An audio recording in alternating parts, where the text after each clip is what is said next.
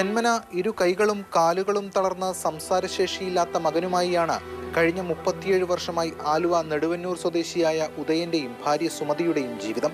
കൊച്ചുകുട്ടിയെപ്പോലെ പ്രതികരിക്കുന്ന മകൻ അജയനെ നോക്കാൻ ഒരാൾ മുഴുവൻ സമയവും അടുത്ത് വേണം.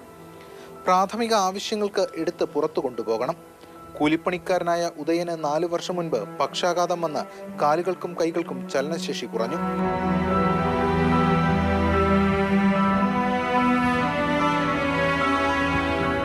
ഇതോടെ നിത്യവൃത്തിക്ക് പോലും വകയില്ലാതെയായി.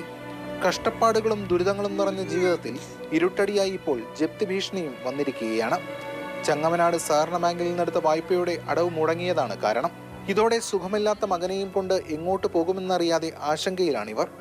2004 മുതൽ ഇവരുടെ പുറകെ ഞാൻ നടക്കുന്നതാണ്. 2014 ഞാൻ സൊസൈറ്റി സഹകരണ ബാങ്കിൽ നിന്ന് 1.5 ലക്ഷം രൂപ ഭവന നിർമ്മാണത്തിന് വേണ്ടിയിട്ട് ലോൺ എടുത്തിരുന്നു.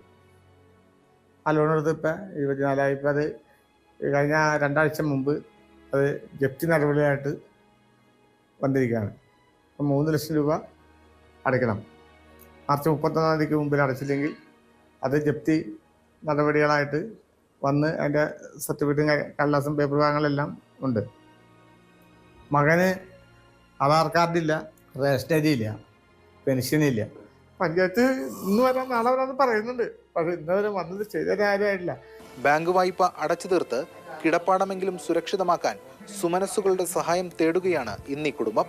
മാതൃഭൂമി ന്യൂസ്, കൊച്ചി.